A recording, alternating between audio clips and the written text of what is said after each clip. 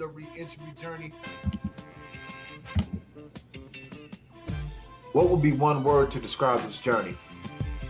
Enriching. Unapologeticness. Elevating. Resilience. I say transformation. Intentional. Blessed. Rebirth. The re-entry journey, the re-entry journey, the re-entry journey, the re-entry journey. All right, I'm back with another episode of the Re-Entry Journey. I am your host, Kardell Sims, and it's good to be back. You know, this is the Re-Entry Journey where we highlight the journey of re-entry for those that's come home from prison and those that work in the re-entry field. Tonight, I'm happy to bring our guest to the floor, let him share his story and everything that he's doing to this date. Mr. Shaun LeFlore, go ahead and introduce yourself. How you doing, everybody? Welcome. I'm thankful to be here. My name is Shaun LeFlore. I definitely have a re-entry journey. Fast forward really fast. I'm happy to right now work for a community organizer for an organization named All of Us for None. And what that does is that provides economic stability to anybody who's been system impacted and formerly incarcerated. All right. So tell us a little bit about yourself. Well, let's see, where do I begin? I'm from Southern California, born in Los Angeles County, Inglewood. But I come from a cool mom. I had a beautiful mother, great family. Eventually, fast forward, made some wrong decisions when I was young. Tried to rectify that, right? Tried to go to the military. That didn't work out for me. I kind of didn't like it. Came home, got in the streets, had a little bit of tragedy. Ultimately, ended up being incarcerated. Served 11 years and like about 3 months. And now I'm home. I've been home for about 2 years, a little over 2 years. I'm just living my life, man. The life is beautiful. All right. So when you went to prison, was that your first time going to prison? Yep. I only been to prison one time, man. When I went to prison, man, it was a hood banger. I tell you that. So let's press rewind before the prison because I got a real interesting story. Okay. So one day, man, I'm living in Vegas. I'm in the streets, drugs, women, everything that Las Vegas entail. So I get in an argument with my girl, man. So I get in an argument with her. I walk out the house. Try to do everything right in conflict. I come back inside the house, man. She commits suicide in front of my face. And when that happened at the time, I was lost. Really, I was lost. And looking back, I see how I went through all these stages and trauma. But not to get off track, that was like the end and the beginning of my life at the same time. So when that happened, of course, the police come and they check everything. They check your statement. They do all the DNA and whatever else they need to do on you. I called the police, so they ruled it a suicide. They end up letting me go, which they should have let me go. But the thing now that I'm older, right, in my late 30s, I realized that even as a young black male, nobody really cared. I was traumatized. I remember sitting there and looking at her and talking to the police and asking the police why. Now I know the stages of trauma, right? So as I was going through the stages of trauma, I know that I was around experts, but yet they didn't care. They didn't give me no services, didn't ask that I need any help. They just let me go to the street. And of course, after that had happened, I backslid. I kind of went crazy, knowing myself. I was going to ask, I didn't mean to cut you off, but I was going to ask, like, what was your outlet and how did you deal with that particular incident afterwards? I didn't. I didn't. I act like I knew it happened, but I didn't confront it. So once again, I just got deeper into the street. Right. That's what I did. I drank more champagne. I did more drugs, and I kind of just stayed on that path. To ultimately, I went back home where I'm from in California, and I ended up catching a case in California, and I got sentenced to 11 years. Now, the case that I had caught in California was it's kind of like an assault case, like a domestic dispute. But what happened when the domestic dispute had happened, my ex-girlfriend's family came and they was like, all this stuff happened in Las Vegas. So when this happened in Las Vegas, I remember my lawyer coming to me and asking me, he said, what happened in Las Vegas? So I told him, my girl killed herself, committed suicide. It was a very tragic situation and thing for me to happen in my life. He was like, well, they're going to try to pin a murder charge on you. I say, well, I didn't do it. I say, so how's that? How could somebody that wasn't there put a murder charge and was already cleared? I really didn't believe it. Right. So basically, make a long story short, I went to court one day. I was going to get 8 months to 16 months. I went back and everything was off the table. They was trying to give me 20 years, So basically, I was being punished for something I didn't do. Right. Yeah. So, and that's what people don't know about the system. You can read something or you can deal with the system, and it's not, everything is not out in the open. They have something called chambers, right? And so inside chambers, they discuss things and, they make deals and these things happen. And you have people coming from your family, your family think that court is in real time. Court does not happen in real time. The district attorney and your lawyer knows what your fate is going to be before you even sentence, before you step into the courtroom. They already have it played out, right? And a lot of people don't know that. And I wish that they did know that, so we can better allocate our resources in dealing with the court system. So, anyways, let's move forward, man, because I really want to get into my reentry journey. As I end up getting sentenced to 11 years. So now I'm sentenced to 11 years. I'm in the California prison system. California prison system, everybody knows, high gang culture, high politics. And as I'm going through that, I'm a few years into my sentence. California at the time, they had contracts with CCA. Yeah. And CCA is a private prison industry, right? Correction Corpus of America. Exactly. So they sent me out of state, and I'm in Mississippi doing time. So I'm doing time. And Mississippi wasn't even a bad prison, I'm going to be honest with you. I've been to quite a few prisons inside that 11 years, and Mississippi was pretty lenient, Like, was it Zazu? No, I was in Tallahatchie. Yeah, almost by Memphis. There's an area where they killed Emmett Till in that area. So, I'm in the cell, my door popped. And they say, LeFlore, you gotta go to the hole. Like, I gotta go to the hole? What you mean I gotta go to the hole? So it was a CO up there, was a woman, and she said, I don't know what's going on. They say, you gotta go to the hole. So, I'm in prison. I'm like, damn, what I do? What I got going on? Yeah, so, but another CO, he come by, and he said, man, Las Vegas wants you for murder.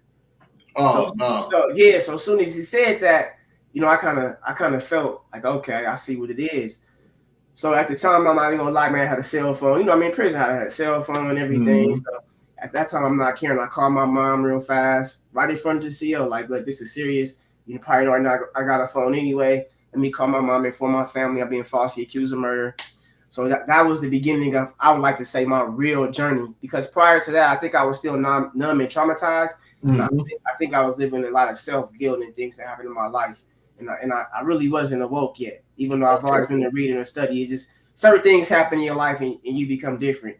And I think that was the beginning of me really becoming different.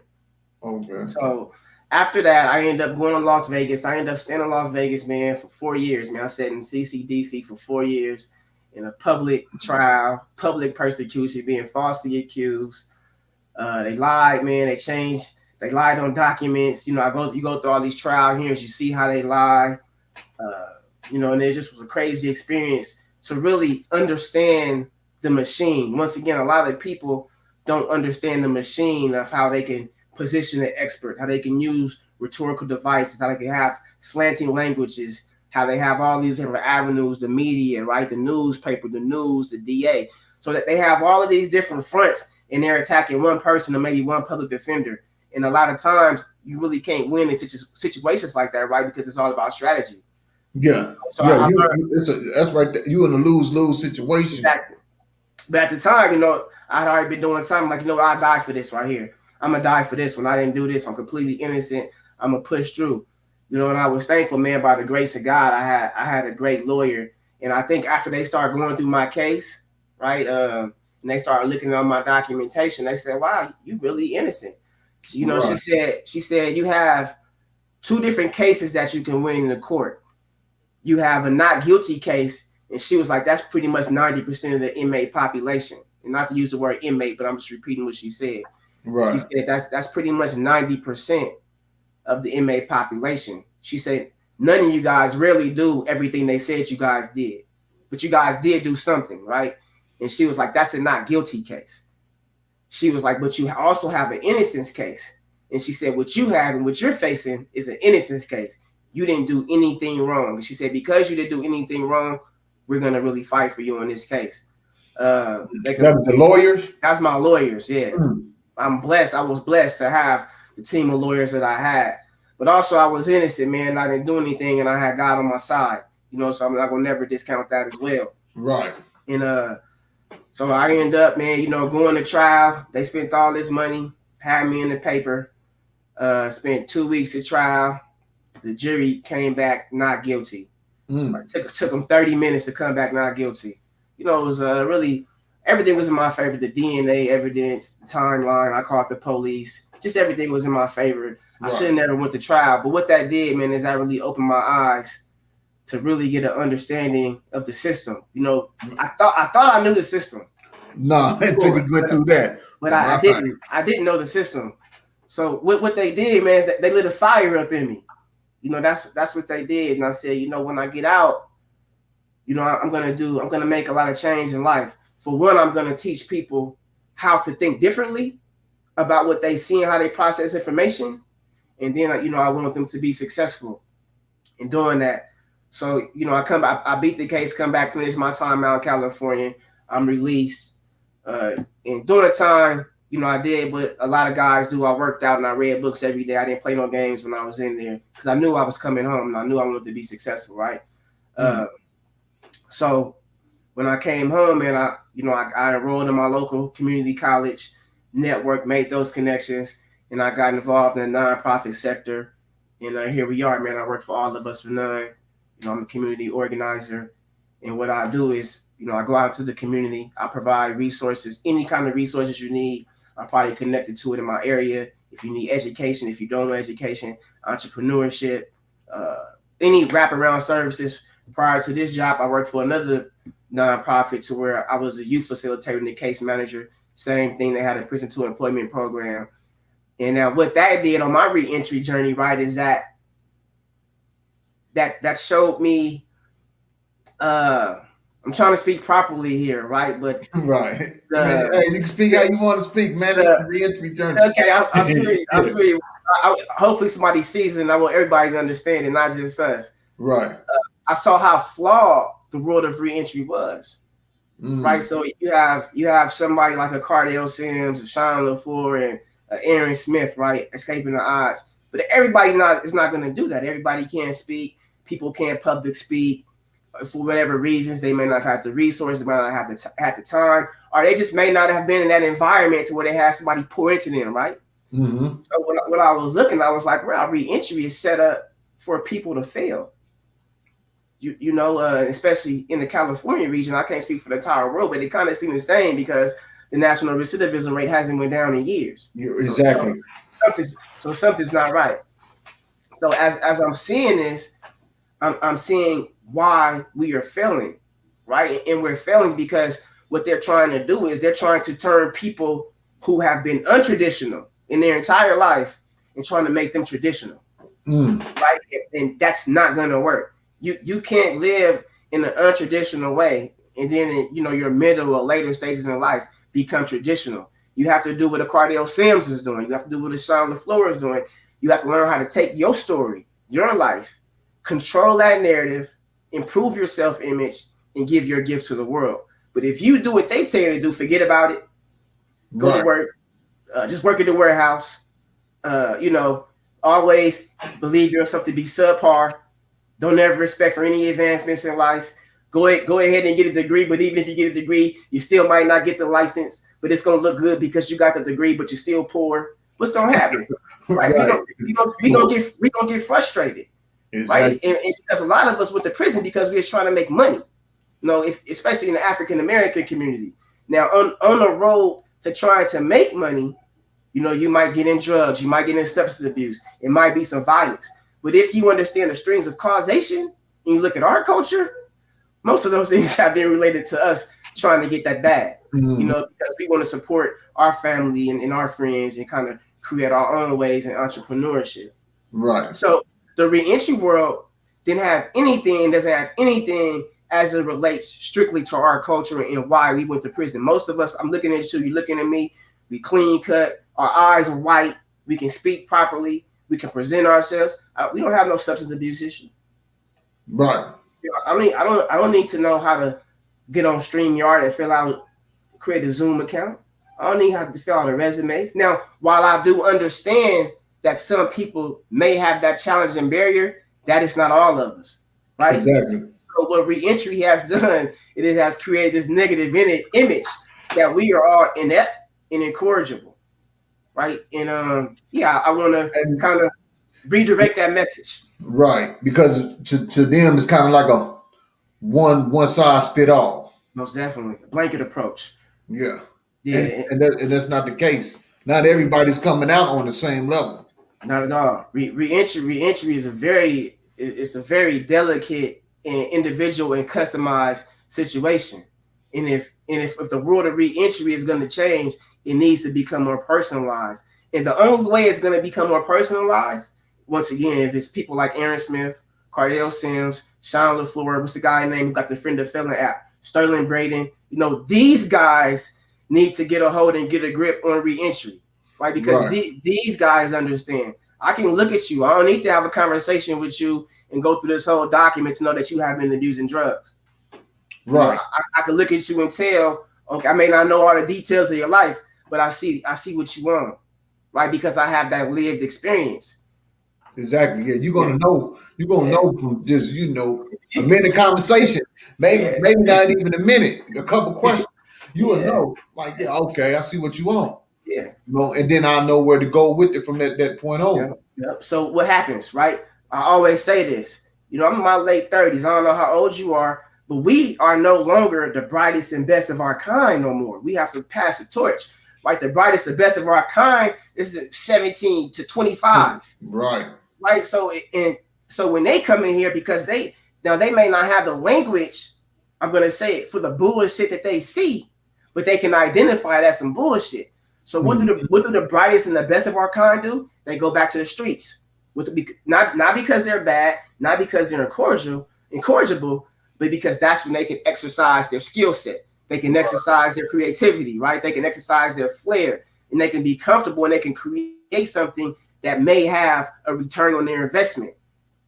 Mm-hmm. In their language. Exactly, in their language. And if the world of reentry doesn't change and it doesn't fix that, and if it's our responsibility, and if we don't fix that, it's going to stay the same because they're not going to fix it. It's crazy that you said that, because now that I'm sitting here thinking and you're talking about this, that the way the reentry is set up right now is just for people getting out of prison our age or above. Mm-hmm. Yeah. That's that old traditional way, and that's like you said, that's the way it's set up. Yeah, and of course now, I've been through things. I've been falsely accused of murder. I just want peace, right? I just want peace in my life. So of course, there's certain things I'm gonna do, but when you're young, you trying to take over the world, and that's your right. You should be trying to take over and change the world, right? You don't need to mute yourself just because you had a little prison sentence, and that's what they want you to do, and you can't mute the youth, and that's what reentry do. So all my little young homies, when I call them and say, hey man, I got this, what you think about policy change? You want to work on this legislation? What you think about this career? They're like, man, Shaun, I ain't trying to hear none of that right now. I'm trying to get to this bag, man, because that's not helping me right now. So to those that might be tuning in, they might be asking, so what is the approach to gear towards that generation? What would the approach be? How would you answer that? Well, first of all, once again, in the African American community, I just want to, condense this just to African American community, because reentry is all of us. We're all included in this, but we are the most affected by the reentry sector. Right? So what we have to do is we have to realize that our cultural education and how we learn is completely different than the mainstream's cultural education and traditions. Once again, how we communicate. You see me moving my hands right now. That's cultural, right? I like to gesticulate. I'm passionate about the things I speak, but it doesn't diminish my intelligence. So what we have to do is we have to stop adapting their framework for hiring and promotion and placing people. We have to come up with our own skills assessments. And then the guys like us, we need to create businesses, right? So we can hire those people. So we don't have, it's called credentialing. So we don't have the same credentialing process as other institutions. Because if I can see your experience and I can talk to you and I can see how you discern and decide and deal with information and process data, I don't need to see that you went to this school, that you're part of this alumni. You know why? Because I can probably train you and teach you certain things, but I can't train and teach in that sharpness. But that sharpness that you have, other institutions, they become scared of it. Right. Even for us, you know, when I got a lot of brothers, man, I know that's been home. And what happened when they do get these jobs, they become a threat, right? And they become a threat, one, because they're not scared, but not because they're not scared, because they're most of us are well read. We're well spoken. We work very well in high pressure environments, right? We know how to navigate. We have very high emotional intelligence and soft skills. And why is that? Because all of us have probably been on the tier and had to squash some beef peacefully with somebody who wanted to kill us. Right. So because I've been able to navigate and effectively talk to people who perceive themselves as my enemies, that's a skill set. Right. I can navigate in any hostile boardroom across the country. Exactly. Now, you know, I may not can tell you all the details of what's going on for the technical side of it, but put me in front of the boardroom and let me talk and let me sell you something. Let me talk to a difficult person. We'll be drinking Starbucks at the end of the meeting. Exactly. Yeah. And so, I mean, you said you read a lot of books in prison. But every time somebody says about their reading in prison, I always ask them this question. Yeah. Favorite book that you ever read while you was incarcerated? Oh man, it's so many. It's so many. I'm gonna say, oh man. A good book I read is called The Broken Ladder. And I just read it probably right before I came home. It was about 3 or 4 years ago. It's called The Broken Ladder. And I actually forget who wrote about it. But what it did is it talked about how inequality affects people. Right. And not poverty. So the author, they did a study in Chicago. And in Chicago, they were wondering why the kids and the girls, why their bodies were maturing at a faster rate. Right. So their bodies did mature at a faster rate. So what happens is that your neurological system, your neurons in your brain, they recognize when you're living in a hostile environment. So when you live and you grow up in a hostile environment, what is its purpose? To procreate and to survive. So it develops faster, right? Because that's an environmental pressure.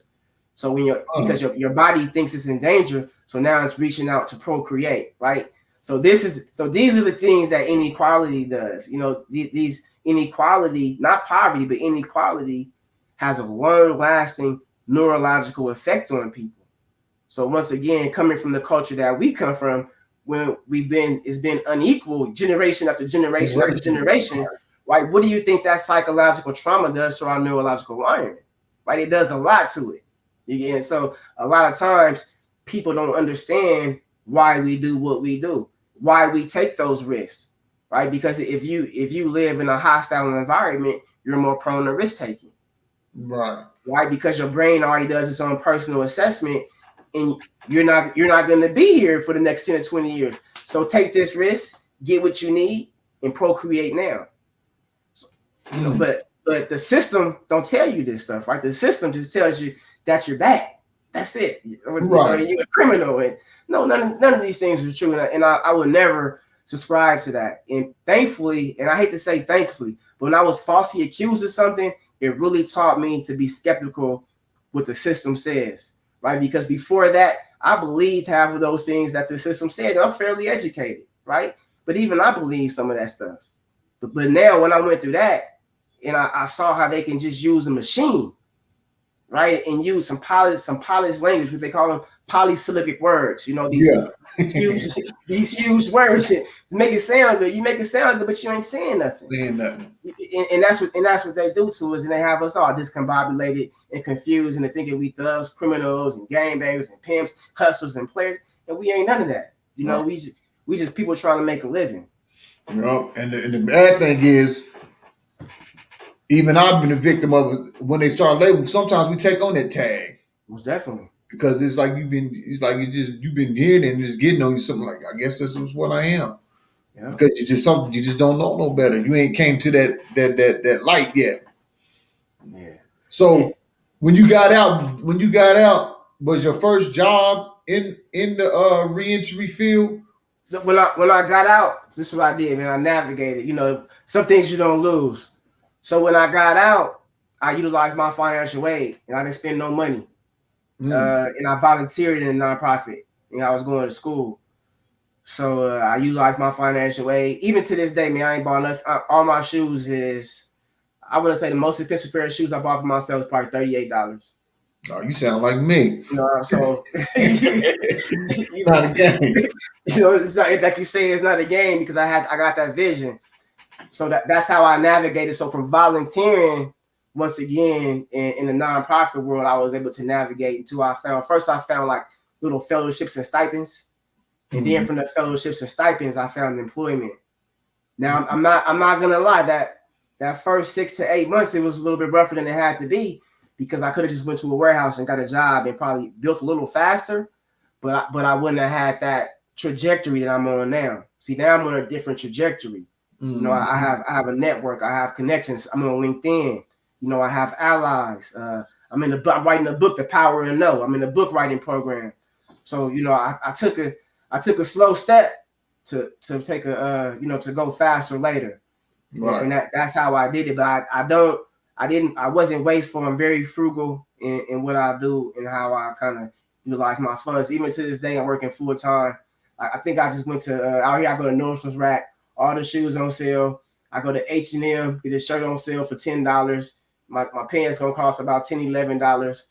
I'm telling you, that's how people they be looking at me crazy, man. What? Yeah. It's not a game. Nah, man. Like, you know. So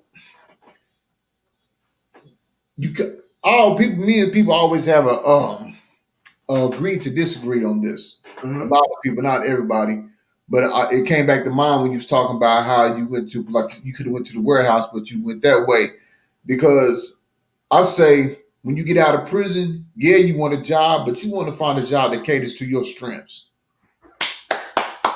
You just don't want to. I always say that because I've been to prison on several occasions, 4 times. You know, I'm in state prison, back to state prison, back to state prison, into the feds.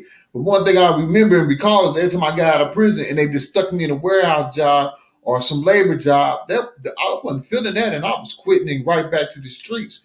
But when I got out this time, I dictated the job that I want. I knew I was a great communicator, so I went to telemarketing, and that helped me with my communication skills, helped me to talk more better and clear, you know. And so that's why I always say, people like, nah, man, you just got to get out and just take what you know. Sometimes some people can't take whatever because they're not going to make it. Then they quitting the job every 2 or 3 weeks, and once they quit 2 or 3 jobs, it's back to the normal activities that led to prison anyway. Yep, I'm gonna tell you why I 100% agree with you. Because once again, it's that blanket approach, and it's a famous quote, and it says, one shoe that fits one pinches another, right? And it's the same thing for us coming home from incarceration. Now, there are some people, right, who have been through so much and they don't want to talk. They just want to be left alone. And for those people, the warehouse might be okay. And there's nothing wrong with going to a warehouse if that's what you want to do and you want to be left alone, work from 8 hours a day, go home, pay your rent, you know, get you a good little wife or a boyfriend, you know, and just chill and live. But then it's other people, once again, the Kardell Sims and the Shaun LeFlores, that something happened and something clicked, right? And I used to have a teacher. He would say, why you think the rooster crow early in the morning? And I say, why? He said, because it see the light. And once you see the light, you can't shut up. Right? So then you have some people who see the light. And when you see the light and you get in alignment with who you are and your purpose, the warehouse ain't gonna fit it. You know, so it's your soul not gonna let you be there. So what happens for those guys who their soul won't let them be there, they get frustrated, right? And because they went to the warehouse, they didn't make those connections, their soul can't get free. And when your soul ain't free, that's where a lot of these mental illnesses and mistakes and decision making come from, because you're not existing in who you are. You know, so you living in confusion. You know, you have this internal turmoil going on. And when you, like I say, when you slept night after night and cell after cell, and you done made these promises, I call them internal contracts. You got these internal contracts with yourself. And when you can't make good on those contracts that you made for yourself, you rather not be here no more. So you might end up going back. And that's what people don't realize. Like I said, I can't tell somebody who never experienced what it's like to be in there year after year and lose so much and go through so much, really what it does to the human soul and what I can't explain that to you. I'm not that good in my speech, I guess. You know, I don't even know if Shakespeare is or the best poet that we know of. I don't even know if Maya Angelou could do it. You know, I don't know, right? But what I do know is that you got this feeling, you know, and you got to be free. You can't be no caged bird. You can't exchange. You can't go to prison and exchange your old prison for a new prison. Some of us ain't gonna do it. No, it ain't gonna work because you're gonna be trying to find just like the old prison. You're gonna be trying to find a way to get up out of here. Yeah. This ain't working. So let's talk about the finding the power in the saying no. Mm-hmm. Break that down to us. Most definitely. So we all have different circumstances when we come home from prison. So you will have to say yes. Let's press rewind. Prison has conditioned us to say yes. Get up for child. Go this. Take that job. Do this. Because if you don't, you get rolled up. It's gonna mess up your good time. You gonna say yes, sir. Yes, sir. Yes, sir. Right. So then we come home from parole. We got all these plans. Yeah, I'm gonna come home. I'm gonna do this. I'm gonna do this. But when you come home, what happened? Parole conditions. Well, according to your case, don't do this, and do this. Let's see how clean you could be before you can do it. So you gotta say yes again. Mm-hmm. Right? Or now you might come home and you might not have nowhere to stay. You might not have nothing to eat. So you might gotta say yes to something else. So what you need to do is understand that you've been saying yes for so long that you're conditioned to say yes. But the day that you can say no is the day when your power begins. So the road to no is this.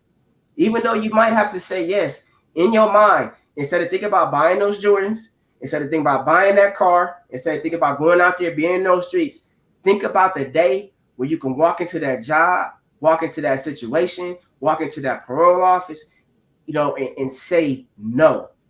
That day, however that looks for you along your individual trajectory and pathway, that's the day your freedom begins. Right? It even goes into, it took me a while, right? Because I was doing fellowships in the nonprofit world. So I just started establishing my credit last year.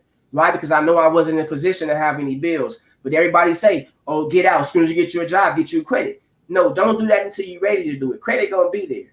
But if you tie yourself into these bills, you know, into all of these things with the wrong job, what's gonna happen? You're gonna feel stuck because now you got this warehouse job, now you got this car note, you got this rent, you got this pay, you got this payment, you pay on Amazon. So what happens? You stuck. So now you can't follow your heart. So it's not the road to acquisition, it's not the road to competition, it's the road to no for us. Like that's what the road to no looks like. Yeah, that's when you're free. I most definitely agree with that, man. Yeah, got to find the power in saying no. People don't believe how powerful that it is. Like you said, when you're able to go to that job, hey, no. Yeah. No. What? Yeah, no. I'm about to get on up out of here. You know, I got yeah, that's a lot of power because that relieves a lot off your shoulder. Answering to them every day. Yeah. This is just on the job side, answering, and even in getting out and being in relationships. Oh man, you might have to say yes. You gotta find the power in saying no, and that as well. Yeah, man, that's deep. I can't wait to that book drop. I'm definitely gonna let me know because I'm definitely gonna get up on that one. Thank you. That's real nice. Yeah. So where do you see yourself 5 years from now? 5 years from now, I see myself having a stronger. Now I'm just in California with the nonprofit. This nonprofit stuff is something I want to do for free one day. I don't want to get paid for this. This is my passion. So I see myself being a major influencer in the reentry world nationally. I want to create something or contribute. I ain't even got to create it. I just want to contribute, right? to things to where we have a network to where I'm helping people get out and helping them make the right moves. I'm also in the process of creating my own LLC, kind of like what you're doing, LLC. I got trulyevolve.com, and that's something that I'm working on. I call it strategic reentry, just going around speaking and coaching people and helping people take and see alternative pathways to their reentry. Right. And that's basically where I see myself. I'm going to be doing this stuff, probably until I'm not here no more. Yeah, we do have to change the narrative from the tradition. That's why I do my reentry one-on-one videos in our language, in our terms. Like, this is what you're gonna have to do. Yeah, we need that. Yeah, and it's good. And it's good that you're not scared to do that, because a lot of times, was and not just even in incarceration. I'm just gonna talk across the board, right? Sometimes when we get at the table, we so happy to be at the table, we don't want to ruffle no feathers, right? And we can't be scared to do that, because just because I made it, like I'm no good at island. You know what I'm saying? So if Shaun make it, I want to holler at. If I see Kardell, I want to holler at you now. Hey man, come over here, because like I say, that's what we got to do if we want to have legacies, and if we really want to end mass incarceration, if we really want to change recidivism, it's gonna be us that do it.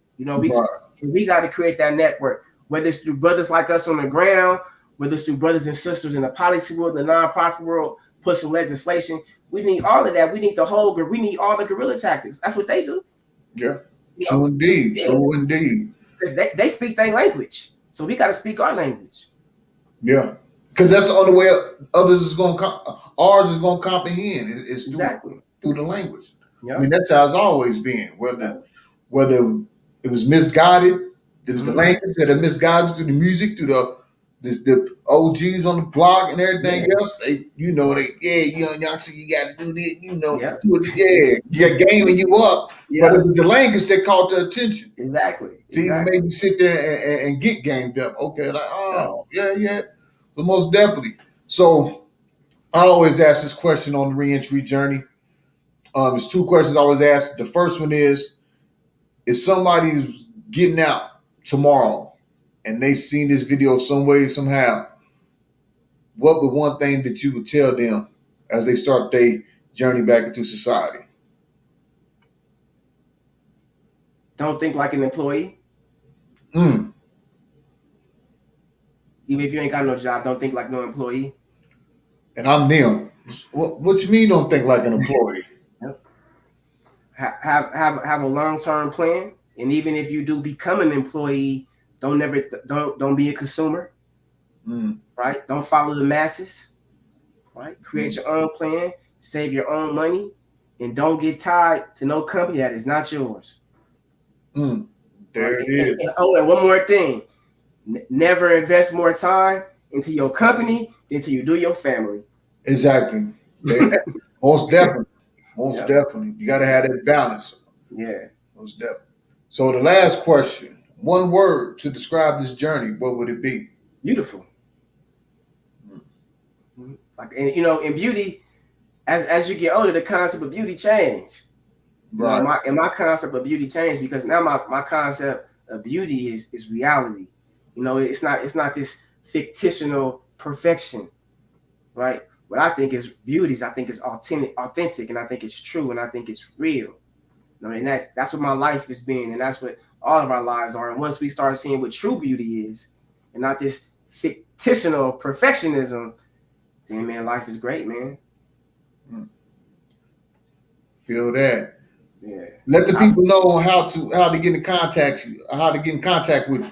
Oh yeah, you can contact me a lot of ways. I'm on social media. My Instagram is TrueEvolve, TRU_evolve. I got a website, trulyevolve.com. It's still up and I still got to work on it, but it's my email, Shaun@peopleobjective.com. Then I got another email, Shaun@startingover.com.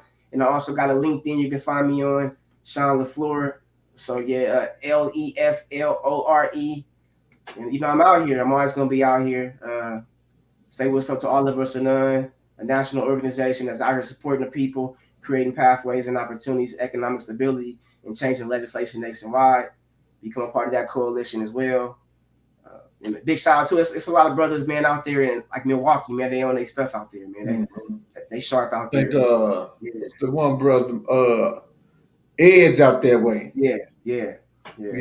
Ed's out that way. Well, man, I appreciate you coming on the show, sharing your story, sharing your knowledge. Can't wait for you to drop the book. You dropped the book, man. Bring you back on. Let's talk about the power and find the know. I think that's a great message. So once again, thank you for coming on.